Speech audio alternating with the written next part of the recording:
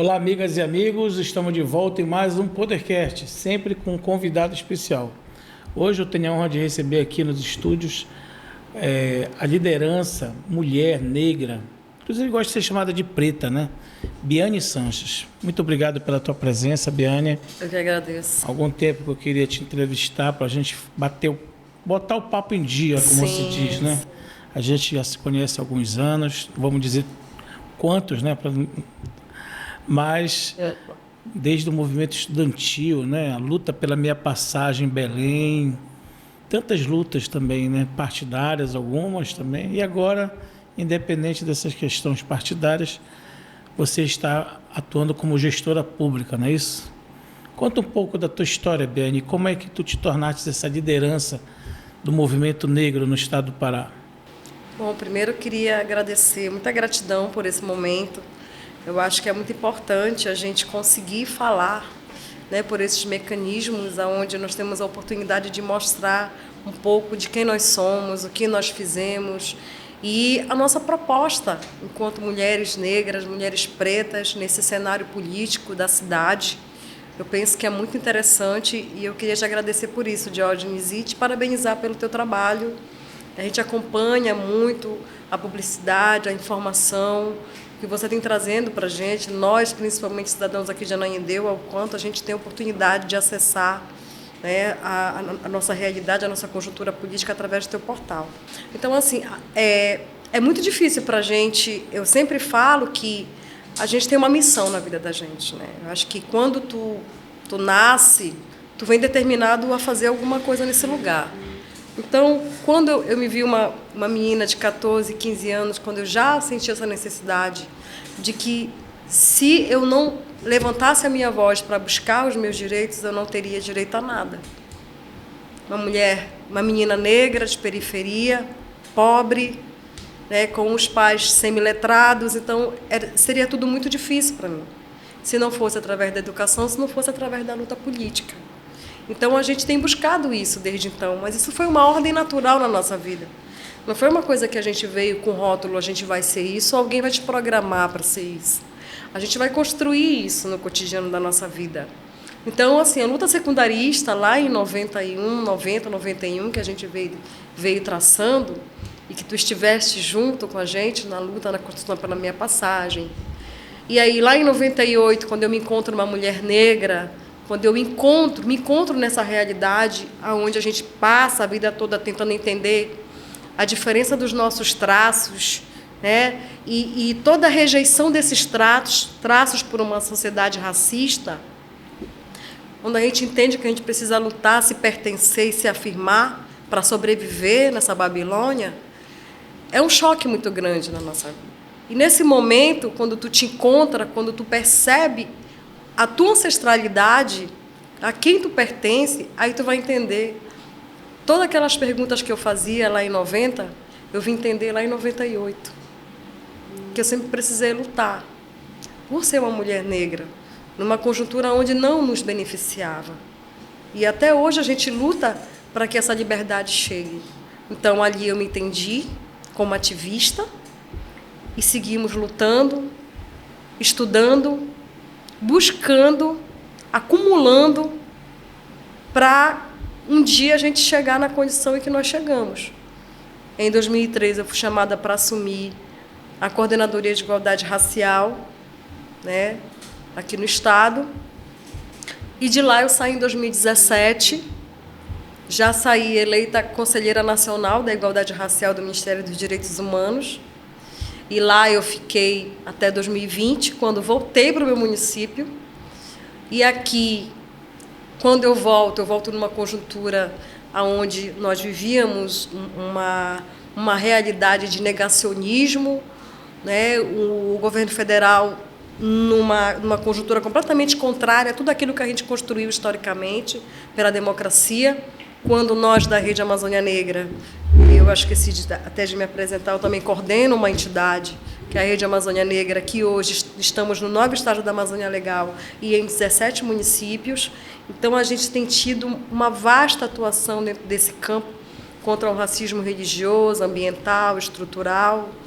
E aí, nesse sentido, quando a gente chega em Ananindeua, quando eu cheguei aqui em 2020, eu recebi um convite de um cara, infelizmente ele partiu vítima da Covid-19, foi o Paulo Ferreira, e aí eu me assustei, assim como eu me assustei lá em 2013, quando eu fui convidada para assumir uma gestão para a promoção da igualdade racial. Pô, eu nunca fiz isso na minha vida, mas aí nós fomos e conseguimos fazer o trabalho e fiquei de 2013 a 2017. Fomos para o Conselho Nacional pela Rede Amazônia Negra. Em 2020 a gente entrega a cadeira e entende que não é o projeto político que seria possível para a luta, para traçar essa luta negra, para traçar a luta dos direitos humanos. E aí nós voltamos. Ao voltar, o Paulo Ferreira nos convidou para compor um partido e aqui a gente vinha vereadora, pré-candidata a vereadora. Foi quando eu abracei a causa e vim nessa candidatura, acreditando no projeto político de gestão, que, para mim, penso que a nossa cidade revolucionou nesse período, né, de 2021 para cá. Ananindeua tem crescido muito, tem sido uma cidade modelo, tem sido exemplo para muitos estados, inclusive. Então, assim, para mim é uma referência e é um orgulho muito grande ter passado por isso. Para mim tem sido uma escola. Então, até recentemente, nós estávamos dentro da equipe do Estado da Igualdade Racial, saímos de lá e estamos de volta aqui no nosso município. Então, dentro desse processo todo, dessa construção toda de vida, Diógenes, eu posso te falar que aquela menina de 15 anos, lá dos anos 90, quando eu percebi que ali, através da educação e da luta, só assim poderia ser possível a gente conseguir alcançar os nossos objetivos dentro da política pública, da inserção, né, da população negra para essas ações afirmativas e poder dar qualidade de vida para o povo, não é diferente. A gente continua travando a mesma luta. E aí eu posso te falar, como diz a nossa querida Angela Davis, né? Quando uma mulher se levanta, ela levanta muitas outras. Então, eu penso que hoje, o que nós somos, a Rede Amazônia Negra, especialmente, posso falar disso, que é uma entidade que é coordenada majoritariamente por mulheres negras, para nós é fantástico a gente olhar e ver quem nós somos hoje e saber que a gente tem essa condição de, mais uma vez, vir falar disso, desse grande levante, né? De fazer o bom combate e garantir que essas políticas cheguem para que a gente não encontre, por exemplo, dados como a gente tem hoje, fatídicos na nossa condição de mulher. Né? Já foram 1.314 mulheres mortas pelo feminicídio no ano passado. Em que lugar? No país todo. No país. Né? Então, e no assim, Pará? Tu tens dados do Pará? A gente tem, aqui do Pará, não sei te falar exatamente agora, mas aqui nós tivemos, se eu não me engano, foram até abril do ano passado, nós tínhamos, eu acho que eram quase 700 casos de morte, só aqui no estado do Pará. Partindo desse pressuposto, dessa minha avaliação que eu estou te colocando aqui, que eu te afirmo que daquela mulher, aquela adolescente de 15 anos que se entendeu que a partir da educação e da luta social, se não fosse a partir dali, nós não teríamos como travar a luta e garantir melhor qualidade de vida para as nossas meninas e meninos negros, para a população negra em geral. Hoje eu te digo que isso é crucial, isso é fundamental, esse entendimento, esse pertencimento, essa nossa entrega para essa luta, para lutar por política pública, para garantir que essas políticas aconteçam. Como eu te falei, só o ano passado foram 1.314 mulheres mortas. Aqui, até abril do ano passado, nós tínhamos mais de 600 mulheres assassinadas. Então, são casos acontecendo todos os dias. A cada 7 minutos, uma mulher agredida. A cada 9 horas, uma mulher assassinada. Então, a gente percebe que há uma necessidade gigante de ocupar espaços que façam essa diferença, que é o parlamento, onde a política pública ela deve ser executada, ela deve ser discutida para que a sociedade tenha esse benefício. Aonde estão esses homens que assassinaram essas mulheres? O que será dessas crianças órfãos que perderam suas mães, que são assassinadas? O que vai ser da vida dessas crianças? Os impactos psicológicos que essas crianças têm hoje e vão levar para o resto da vida por ter perdido a sua mãe por feminicídio. Então, isso é uma das questões. E aí, quando tu vai trabalhar com porcentagem, essas mulheres, dessas 1.314 mulheres, 76% delas eram mulheres negras. Nós tivemos agora o desfecho, pelo menos não o desfecho total, mas a prisão dos supostos mandantes do assassinato. Eu falo supostos porque pode ser que eles tenham sido mandantes, mas pode ter outras pessoas também envolvidas nisso, né? Mas até aqui é uma delação de um dos criminosos que participaram desse consórcio, né, para matar a vereadora do Rio de Janeiro, Marielle Franco, que também encampava a mesma luta, uma mulher negra oriunda da periferia, né, que foi brutalmente assassinada junto com seu motorista.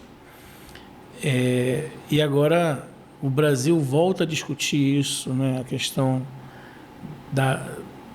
dos defensores dos direitos humanos e, ao mesmo tempo, das pessoas que estão à frente dessa luta política, né, dos negros, das pessoas pobres, da mulher, né, que se levanta, como tu disseste. Como é que tu analisa isso? Que tu és também, assim como a Marielle, uma lutadora da causa, né? E aqui no Estado, nós também sabemos que o número de feminicídios de mulheres agredidas é muito alto, né? Tu já passaste por outros movimentos também, eu lembro do SEDEMPOS, também tu fizeste parte, né? Mocambo. E eu acompanho a luta desses movimentos, né? Tenho muitos amigos que até hoje participam dessas entidades. E entra governo, sai governo, me parece que não existe um chamado real das pessoas para assumirem essas pastas, né? Parece que é sempre uma coisa assim, o governo é uma coisa, o movimento é outra, e a gente não vê as pessoas negras nos governos. As indicações políticas, né? Não tem... No primeiro escalão. No primeiro escalão não tem, né? Aliás, não tem mulher também nos governos. No próprio governo Lula, que, né, tem toda uma ala progressista, não tem muitas mulheres como ministra. A própria primeira-dama, outro dia, fez uma fala, a Janja Lula, né? Uma fala cobrando mais mulheres também no STF. Então, está ficando feio, né? Como os jovens dizem, né? Está ficando feio esse predomínio de homens brancos, homens ricos, e enquanto há uma pressão da sociedade, as mulheres, os negros entrando mais na política, entrando mais nas profissões de destaque, mas na política ainda é muito pouco, né, Boni? Sim. 15% de mulheres estão no parlamento, né?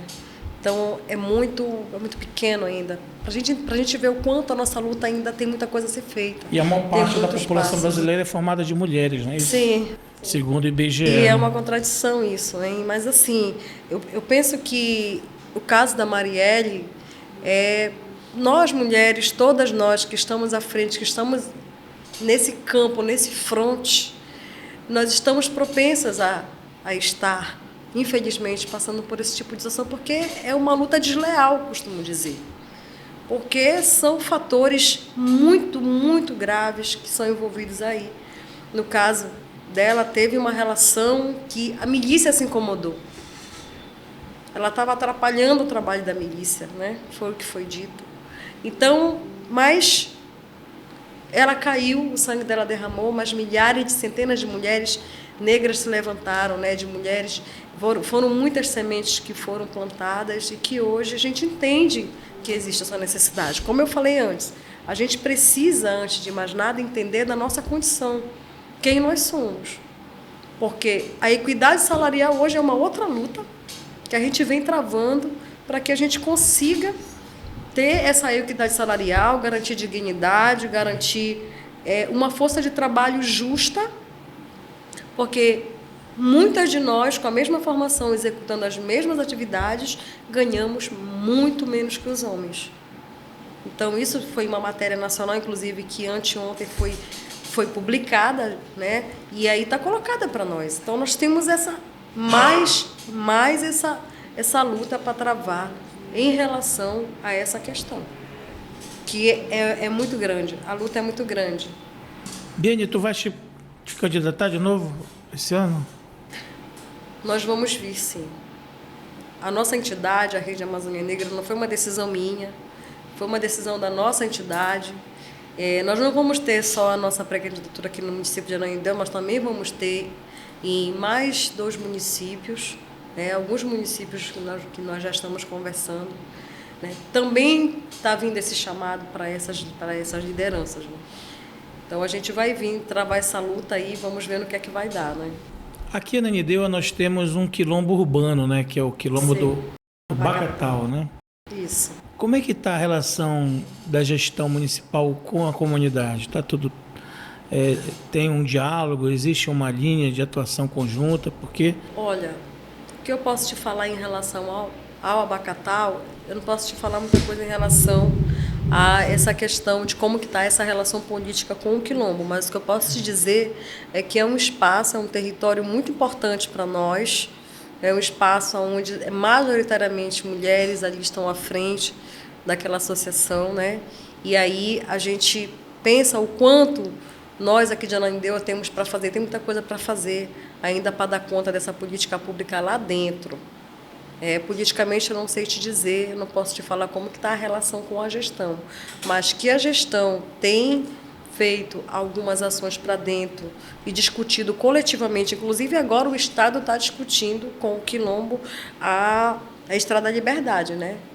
A rodovia da Liberdade, né? Que vai passar, por lá, né? que vai atravessar algumas comunidades quilombolas e o Abacatau também vai passar por mais esse impacto, né?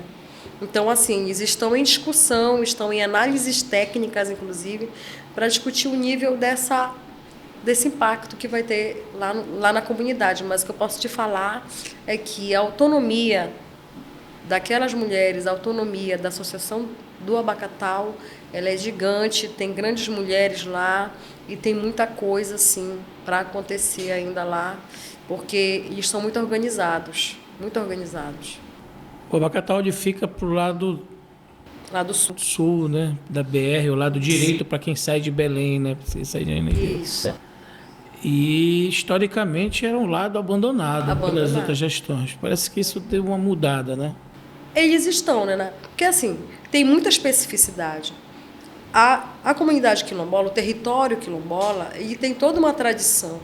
Então, é diferenciado até a questão da estruturação para ser feita lá. Então, assim, tudo está sendo discutido com eles que vão definir se vai ter asfalto, se não vai ter asfalto, se vai ser ramal, se não vai ser, enfim.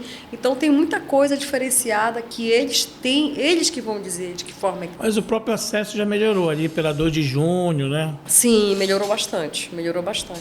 Que antes a gente entrava mais alagava, né? O ônibus parava, ficava horas. Isso. Eu lembro que as pessoas ficavam horas esperando a maré baixar, porque o garapé passava por cima da rua, né? Alagava e o ônibus não tinha condição de passar. E o pessoal vem de Belém 6, 7 da noite, chegava quase 10, 11. É verdade, era muito ruim. Mas agora sim eu penso que melhorou o acesso para lá. Melhorou um pouco mais. Biane, e agora? Como é que está a tua atuação no governo municipal aqui na Ananindeua? Tu fostes convidada para assumir uma função dentro da prefeitura. Fala um pouco de como é que é o teu trabalho aqui. Bom, aqui nós tivemos um grande trabalho, né? Não só nós, mas com várias outras entidades dentro do Fórum Permanente de Entidades Negras aqui na Ananindeua e conseguimos, né, através do governo pioneiro, criar a Coordenadoria de Igualdade Racial aqui, empossar conselhos, com a contribuição de várias companheiras. E hoje, a nossa coordenadoria está dentro da Secretaria de Governo, né, de Gestão e Planejamento, aqui em Ananindeua. E hoje o nosso papel está no papel de assessoramento, assessoria especial dentro dessa pauta, até porque eu também estou conselheira nacional, novamente, lá no Ministério da Igualdade Racial. Então, a gente vai ficar garantindo esse assessoramento aqui em Ananindeua, através dessa nossa relação também com o MIR. Então, nós ficamos com essa tarefa. O MI é o Ministério Da Igualdade Racial. Da Igualdade Racial, que tem um ministro negro, né? Não, lá é a Aniele, a irmã da Marielle. Ah, tá, Direitos desculpa. Humanos É é o Silvio verdade. Almeida. É verdade, a irmã da Marielle, é verdade. Aniele. E nessa relação, então, na gestão, tu acabas também sendo uma ponte, né? Sim, De muitas entidades e muitos... isso. Nós estamos repetindo um pouco do que nós fizemos lá em 2018, 2019, né? Quando a gente estava começando a fazer a discussão em torno da criação do instrumento, porque Ananindeua não tinha instrumento de igualdade racial. O instrumento nasce em 2019 aqui em Ananindeua. E aí a gente veio com todo equipamento, aparelhamento, com carro, né, com refrigerador. Na verdade, foram os kits, né, que foram discutidos pelo Conselho Nacional à época. E aí, por isso que nós tivemos que vir para Ananindeua e fazer essa discussão, né? Então, os kits de equipagem só eram enviados para os municípios que tinham esses instrumentos. A Ananindeua não tinha. E a Ananindeua criou, e quando nós já viemos com tudo isso na mala. E a Ananindeua hoje é referência, né? A Ananindeua tem o selo do Ministério dos Direitos Humanos pelas ações exitosas para a igualdade racial. Hoje a Ananindeua tem coordenadoria de igualdade racial, tem um conselho que reúne preterivelmente todos os meses. A Ananindeua tem a Frente Parlamentar de Promoção de Igualdade Racial. A Ananindeua tem tido uma atuação muito grande em torno da igualdade racial nesses últimos anos. De 2020 para cá, a gente tem tido uma atuação muito grande desse município nessa pauta. Já do governo Daniel, então. Já no governo Daniel. No apagar das luzes do governo pioneiro, ele cria a Coordenadoria de Igualdade Racial, e aí o governo Daniel deu uma impulsionada, e a própria organização, porque assim, um instrumento novo, mas com pessoas que já têm uma relação com esse movimento, né? Com expertise, né? Já Também. tem expertise para tal. Então, assim, hoje é uma equipe, né? A princípio, eu, a Ana Poti e a Nazaré, que eu acho que todo mundo já conhece, são mulheres potentes, assim, dentro desse movimento. A Nazaré da Terra Firme? Não. Não é a Nazaré. De Ananindeua. Daqui de Ananindeua. Ah, tá. Nazaré Alves, a Ana Poti. Eu, a princípio, fazíamos a primeira equipe da Compir. Hoje a Compir ela é composta pela Nazaré, pela Ana Poti, pela Mãe Cris e pelo Lucas. E nós estamos hoje voltando, fazendo esse assessoramento especial, fazendo um NIC com o Conselho Nacional. Então, a gente tem uma tarefa gigante aí. Já está tramitando na Câmara a criação da Secretaria Municipal de Igualdade Racial e Direitos Humanos de Ananindeua. Então, assim, nós temos avançado muito nesse sentido. Não, nem a capital tem, né? Doutor Daniel, eu posso te falar que ele tem tido essa capacidade de revolucionar essas políticas aqui no município. Nós vamos receber. É uma coisa surpreendente, nós vamos porque receber a Casa da Mulher Brasileira. Ele nunca foi de fazer esses discursos, né? Ele nunca prometeu isso, né? Não, ele simplesmente veio e fez. Então, isso que é mais interessante. Então, nós vamos ter a não militou, né, também na causa, né? Porque fica um pouco estranho você ter um prefeito em Belém que militou, né? Que participou de muitas, né, plenárias, sempre disse que é para... Mas não existe. A importância do controle existe social, algum debate para a criação ter uma das instâncias coletivas para a gente afirmar a política pública.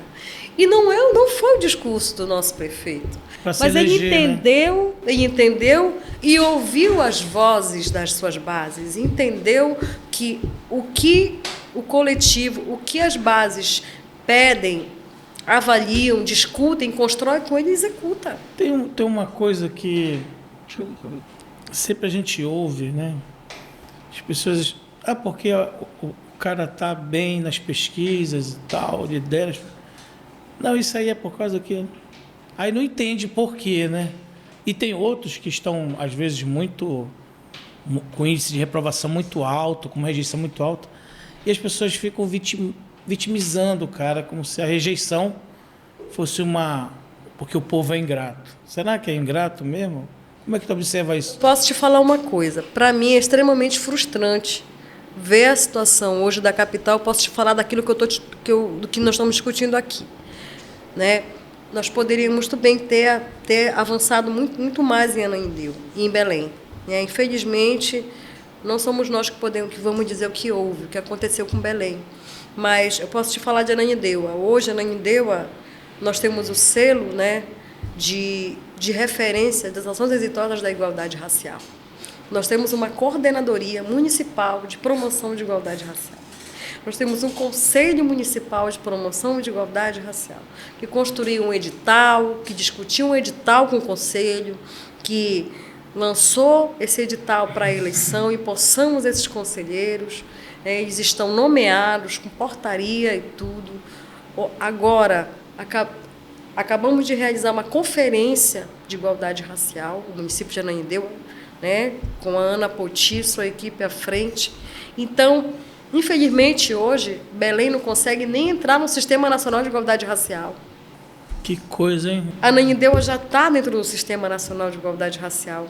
Ananindeua, inclusive, está dentro do radar de todos os ministérios em Brasília.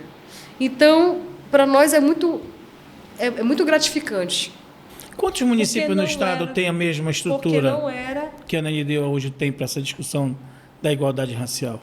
Olha, aqui no estado do Pará, nós temos alguns municípios que já têm esse instrumento. Por exemplo? Nós temos Bujaru, Concórdia, Tomé Açu, Moju, Ponta de Pedras, Mocajuba está em processo de instalação. Ao todo, se eu não me engano, são 11 municípios que já estão entrando no sistema de igualdade racial. Infelizmente, Belém, a gente não sabe o que acontece, mas Belém não avançou tanto.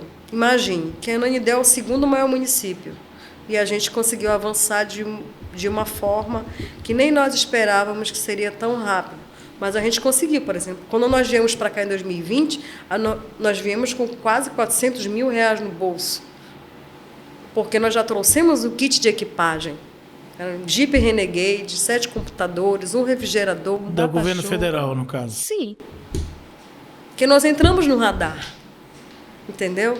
Então, quando tu entra no radar, tu consegue acessar essas políticas, tu consegue ter mais facilidade nesse diálogo, porque o que é mais difícil é tu conseguir esse diálogo. O que é mais interessante para nós, que isso, inclusive, gerou críticas para nós aqui em Ananindeua, inclusive nós fomos chamados de que nós éramos seguidores do Bolsonaro. Por quê? Porque quando nós conseguimos o kit Diógenes para cá, foi no Ministério dos Direitos Humanos do Bolsonaro. Foi mesmo? Qual é o nome dela? Da Damares. Da Damares. Por que vocês discutiram com Diógenes? Deixa eu te falar uma coisa. Nós que somos pretas e pretas, nós não temos o direito, não tem como se dar o luxo de ficar discutindo política partidária. E se negar, né? Não dá, sabe por quê? Porque o discutir. racismo estrutural, o mesmo racismo que eu sofro aqui fora, eu vou sofrer lá dentro daquele partido. Seja ele progressista ou não. De esquerda ou não. De esquerda ou não. A gente vai sofrer. Vou te dar um exemplo. Se a gente discute há 4 conferências, políticas públicas de estruturação, de garantia de direitos humanos, garantia do fortalecimento da política pública para a população negra, o acesso à universidade, o acesso ao primeiro emprego, o combate à violência contra a juventude negra, contra mulheres, tudo isso são nas conferências, Diógenes. Muitas delas são arquivadas, os documentos das conferências, eles vêm para que a política seja executada. Mas nem sempre é, né? Sim, mas nós não sabemos que isso está lá? Nós não sabemos que tem um PPA e um recurso para nós? Aí só porque é o cara que está lá, eu vou virar minhas costas, eu não vou discutir igualdade racial? Ele é gestor. Então, ele precisa dar conta dessa política. Se eu sei que tem um recurso, se eu sei que nós temos várias propostas aferidas lá para serem executadas, a gente não vai cobrar? É óbvio que a gente vai cobrar. Então, e foi o que nós fizemos. Nós cobramos. Então, essa acusação de que vocês eram bolsonaristas partiu da esquerda, obviamente. Sim. E tu foste sempre da esquerda, né? Sim. E aí, ouvir isso é uma... Eu fui forjada ali. Ouvir isso base... é muito... Sim, né? eu, assim... Eu estou te falando que é muito bom quando tu amadurece, porque Claro. a gente consegue ter tranquilidade para responder esse tipo de coisa. E distinguir o discurso de quem só é discurso de quem faz, né? Olha, eu aprendi uma coisa com um cara que foi o nosso secretário nacional de Igualdade Racial, Juvenal Araújo. Ele foi secretário nacional de Igualdade Racial no governo Temer. Depois da Dilma entrou o Temer, e aí acabou o ministério e se criou uma Secretaria Nacional ligada ao Ministério dos Direitos Humanos. Tu sabe que ele foi o cara que mais criou um instrumento de igualdade racial no Brasil. Mesmo não tendo o ministério. Foi um cara que mais... Ele que ampliou o Sistema Nacional de Igualdade Racial. Ou seja, fez o negócio... Fortaleceu a base, né? Ele era do Tucanaf. Então ele deve ter dito o seguinte, já Ele que era a do gente pode PSDB. não ter o ministério, mas eu vou fortalecer a base, né, nos municípios e nos estados, para que isso... Foi o que ele fez. O Conselho Nacional, junto com ele, nós descemos para a Câmara Federal e batemos em cada gabinete, pedindo emendas parlamentares para fortalecer esses editais, para fortalecer esses instrumentos. Tu está entendendo? Então, eu não tenho tempo, Diógenes, de ficar observando sigla partidária. Correto. Isso é secundário. Eu aprendi nos meus 52 anos e 28 deles nessa luta que sigla partidária não quer dizer nada. E Hoje discurso são não pessoas. constrói, né? Nem sempre o teu discurso é a tua prática. Correto. Então eu não tenho como eu não vou me dar esse luxo de ficar aqui dizendo, por exemplo, Eu não vou dialogar com aquele governo, eu não vou fazer... né? uma coisa, por que Belém atrasou tanto? Eu posso te falar porque Belém está tão atrasada na igualdade racial. No dia O Zenaldo sempre teve uma assessoria de igualdade racial no gabinete dele. E E nunca ninguém foi buscar. Ninguém foi cobrar. Nunca foi provocado para criar. E tudo que nós temos hoje foi provocação da luta no movimento negro. E ninguém foi cobrar nada do Zenaldo, porque era o Zenaldo, porque era PSDB. E a gente não tem tempo. Eu sempre fui de Ananindeua. Eu nunca fui de Belém. Eu sempre morei aqui. Então, a minha luta foi travada aqui. Eu posso te dizer que eu tenho um orgulho gigante de pertencer a esse município. sim, percebo Entendeste? isso. Então, assim, a gente tem uma história construída. Eu posso te falar hoje, a gente não pode se dar luxo. Sabe por quê, Diógenes? Porque aquele menino preto que não tem acesso aos serviços essenciais básicos, saúde, educação, saneamento básico, primeiro emprego, tudo isso. Ele pode não ter uma vida muito longa, né? Ele pode não ter uma vida muito longa. Ele pode ser interrompido Ele pode pegar por uma uma doença... por uma bala perdida, ou ele uma pode doença ser por falta de interrompido saneamento. por falta de acesso ao sistema de saúde, Exatamente. que aquela mãe não conseguiu acessar. Porque senão fica um debate muito intelectual e sectário, né? Sim. Você quer fazer o discurso, aí você não acessa as políticas públicas de determinado governo, porque você é contra o governo, o partido do governo, e dá uma... Sim, exatamente. Olha, eu estou aqui muito feliz de poder estar colocando isso em pratos limpos contigo, porque eu também venho, né, de uma origem de esquerda, forjei Sim.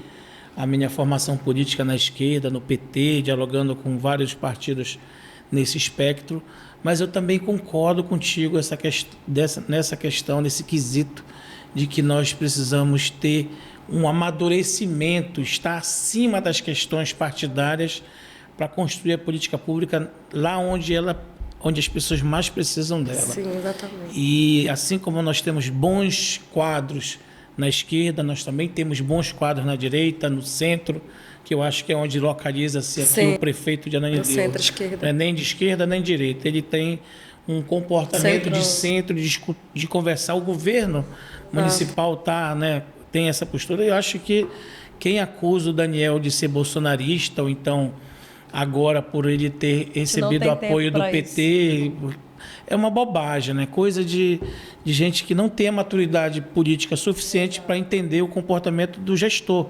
Porque o prefeito, sobretudo o prefeito, é no município onde as coisas acontecem. Né? Os municípios eles estão muito quebrados financeiramente. Né? Outro dia eu estava aqui com esse cientista político de Veiga e ele observava isso, né? O estudo que ele fez, né? Da relação do Pacto Federativo. A Constituição designou muitas obrigações para o município. mas o grande bolo orçamentário fica com a União, né? E na divisão desse bolo chega muito pouco no prefeito. Os prefeitos ficam muito na mão do governo federal e dos governos estaduais, né?